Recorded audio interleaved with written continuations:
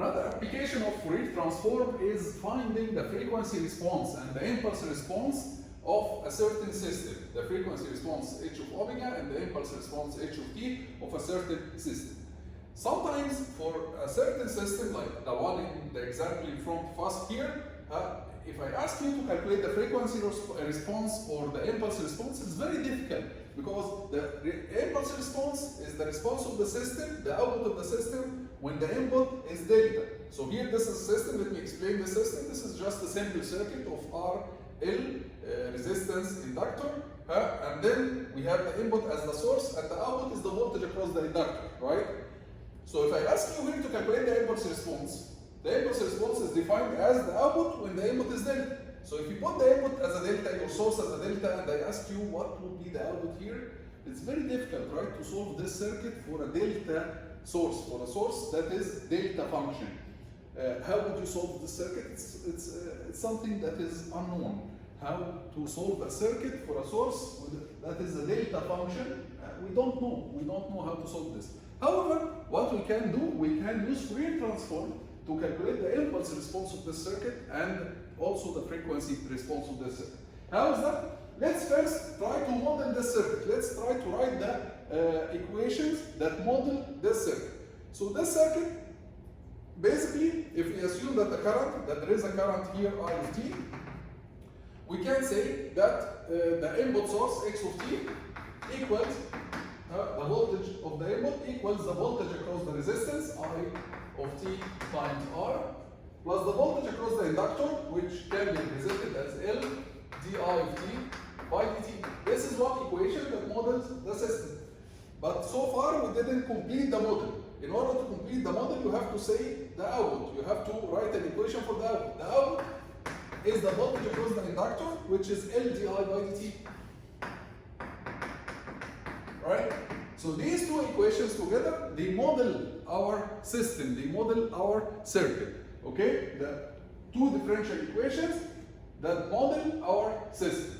Of course, now if we want to calculate the impulse response or if you want to calculate the impulse response, if you try to substitute x as delta and solve this differential equation with the delta input, also again you will find that it's very difficult to solve these differential equations with the delta input. So what we can do, we'll use a Fourier transform.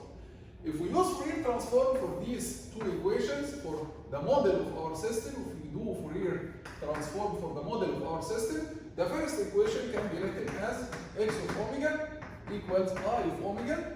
This is the Fourier transform of the current, multiplied by R, plus L di by dt. What is the Fourier transform of di by dt? The Fourier transform of the differentiation of a function, it's j omega I of omega, right? So this is from the property of differentiation. If I of t, its Fourier transform is I of omega, then di of t by dt, its Fourier transform is j omega I of omega. This is the first equation. The second equation, we can write it as y of omega equals, what's the Fourier transform of this again? J omega L I of omega. So from here now, from the second equation, we can obtain that I of omega equals y of omega over j omega L, right? And we can take this from the second equation and substitute in the first equation.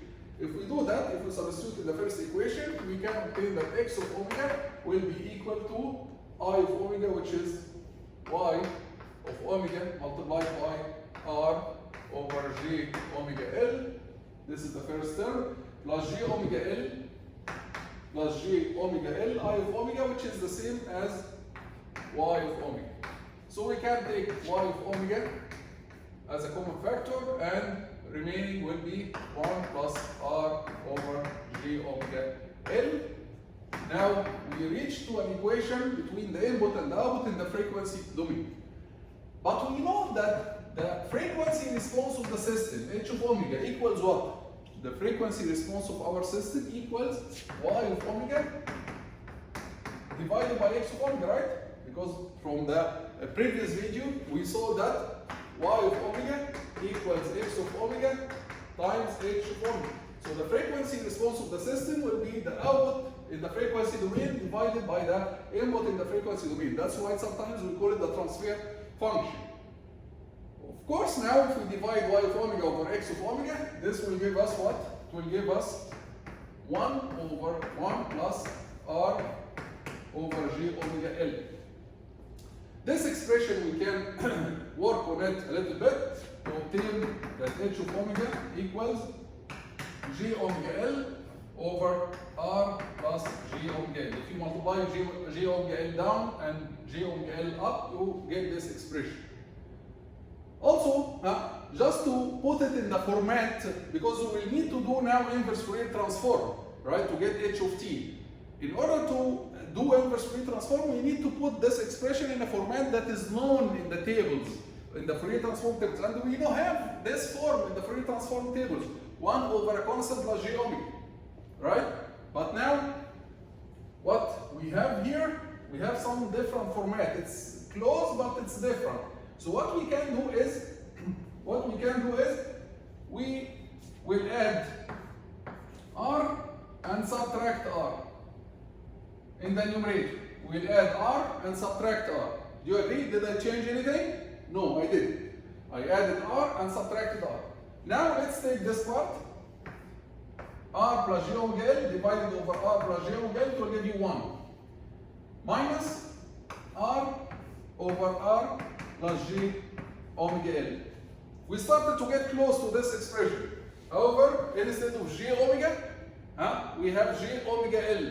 So what we can do, let's divide in this fraction here, let's divide over L up and down. So if we divide over L, everything here, over L, L will cancel with L. So what we will get? We will get 1 minus r over L divided by r over L plus g omega. Now we reach to an expression similar to the expression there. Constant over constant plus g omega. Now we can do the inverse Fourier transform. And if we do the inverse Fourier transform, we'll find that h of t. What's the inverse Fourier transform of 1? The inverse Fourier transform of 1 is what? It's delta t, right? Minus r over L is a constant, r over L here is a constant, and then we have 1 over constant plus g omega.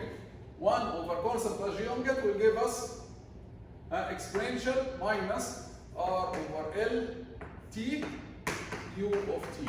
So now we obtained the impulse response of our system, and we also obtained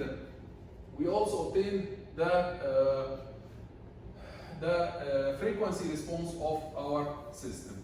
So using the Fourier transform, Fourier transform allowed us to obtain the impulse response and the frequency response of a system that we couldn't, from the circuit directly, we couldn't calculate what is the impulse response, because how to solve this circuit for a delta, we don't know. We couldn't calculate anything about this circuit, like the impulse response of the frequency response. So Fourier transform allowed us to do that. Even in the differential equations, we couldn't solve them for an input that is delta. So Fourier transform allowed us to calculate the frequency response first, and then we did the inverse Fourier transform to obtain the impulse response.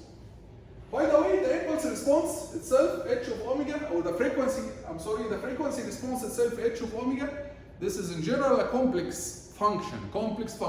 That's why we can represent our system by plotting this frequency response. We have to plot this frequency response as a magnitude and phase, because in general it's complex. So if you want to plot it, you have to plot the magnitude of it, h of omega, you have to plot its magnitude as a function of omega. It can be something like this, and you have to plot its phase. Maybe you call it 5 omega. 5 omega is the phase of h of omega. You plot the phase, and you will get something maybe like this. So this is called the frequency response, the frequency response of our system. So if I ask you to plot the spectrum or the frequency response of our system, you have to provide two plots, one for the magnitude of the frequency response, the other one for the phase of the frequency response. As an example, for the same example that we solved here, we want to plot the frequency response. If we want to plot the frequency response of our system, then example here, example says take R over N equals 1 and plot the magnitude response and the phase response of H of omega, and plot the frequency response of the system H of omega. So if I ask you to plot the frequency response of the system, you have to again plot the magnitude and the angle. So let's go back to the expression to solve this example. Solution: H of omega equals what? H of omega equals J omega L over, we go back to the original expression here. All the steps that we did here are just to be able to do the inverse Fourier transform. But this is the original expression. You can start from it. You can plot it. So since it gives you that R over L equals 1, let's divide over L up and down. So if you divide over L up and down, L will disappear from here, L will disappear from here, and you will get R over L here. And R over L is given to be 1, so this will be J omega over 1 plus J omega. Very good. Now, what's the magnitude of this and what is the angle of this? The magnitude is the magnitude of the numerator divided by the magnitude of the denominator. If you have a complex number divided by a complex number, then the magnitude of H of omega equals the magnitude of the numerator, which is omega, divided by the magnitude of the denominator. What is the magnitude of the denominator? Square root the real part squared plus the imaginary part squared. So this is the magnitude. What about the phase, which is the angle of H of omega? The phase of H of omega. The phase is the phase of the numerator minus the phase of the denominator, right? The angle, you subtract the angle of the numerator minus the angle of the denominator. The angle of the numerator, it's either 90 or negative 90, depending on omega. For omega positive, for positive omega, you will get here pi over 2 or 90 degrees.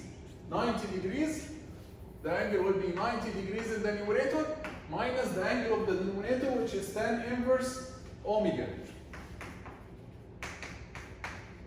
But if omega is negative, the angle of the numerator will be negative 90 degrees, right? If you have an imaginary part that is negative, it will be negative 90 degrees minus tan inverse omega, which is the angle of the denominator. Now, if you want to plot the magnitude response and the angle and the phase response, the magnitude response would look like this. It's omega over 1 plus omega squared. So try to think about it. If you put omega equals 0, when omega equals 0, it will be 0, right? When omega increases, as omega is very large, much larger than 1, if omega is very large, much larger than 1, you can ignore the 1, and you will get H of omega to approach 1. So it will keep increasing until it approaches 1. So you'll find that if you sketch, you'll find that at omega equals 0, it's enough to substitute the important points. At omega equals 0, you'll find that the response is 0. When omega goes to infinity, you will find that the response will approach 1, which means that it will increase from 0 close to being 1 here, and also from minus infinity to approach 1. So this is the response of our system, magnitude response of our system. What about the phase response? The phase response, if you want to plot it, for omega equals 0, tan inverse 0 is 0. For omega equals 0, from the positive side of omega, it will be 90 degrees. Or pi over 2, if you want to plot it in radian. Pi over 2 or 90 degrees, equivalent to 90 degrees. For the positive omega, when omega equals 0, it will be 90 degrees. For the negative omega, it will be negative 90 degrees. And then for the positive omega, as you increase omega, then you are subtracting something from the 90 degrees, so it will reduce. Until omega reaches infinity. What is tan inverse infinity? Tan inverse infinity is 90. So 90 minus 90 will be 0. So as omega approaches infinity, the angle will approach 0. So it will keep decreasing until it reaches 0 when omega reaches infinity. Because when tan inverse infinity is 90. So it will be 90 minus 90, 0. Here, it will start from negative 90 for negative part of omega. It will start from negative 90 when omega equals 0. And then as omega decreases in the negative side, this will keep increasing until omega reaches minus infinity. Tan inverse minus infinity is negative 90. So you will get negative 90 minus negative 90. Again, you will approach 0. So this is the phase response, and this is called the magnitude response. These responses are very important because later we'll use them in the filters, in designing the filters. If you want to design a system that works as a filter. Filter means that it will pass some frequencies and it will not pass some frequencies. For example, this system, it passes the high frequencies, but it doesn't pass the low frequencies. The response of our system to low frequencies is very low, صح? Very low. The response of our system to low frequencies is very low, so it will not pass the low frequencies. While the response of our system to high frequencies, it's almost 1, which means that the high frequencies will pass exactly as they are, without any change. They will be multiplied by 1, because eventually you multiply x of omega times h of omega. So if your frequency is low, you are going to multiply by something very small. If your frequency of your signal is high, then you are going to multiply times 1. Right? So this system, it works as something called high pass filter. We'll discuss this later. But what I'm saying here is the magnitude response and the phase response, they are very important because they tell us how our system behaves with respect to different frequencies, and we can use this in order to design different filters, different types of filters. Okay? Just one more thing to add about plotting the system frequency response is that if you have a real system, which means that the impulse response is real, then you will find that h of omega as a magnitude, the magnitude of h of omega will be even, like the example that we solved. You'll find that the magnitude of h of omega will be even, and the phase of h of omega, phi of omega, will be odd. Again, like the example that we just solved, you'll find that the magnitude is even and the phase is odd. This is in case that the impulse response is real. Okay? That was something that I wanted to add, and that's it. We'll see you in the next video.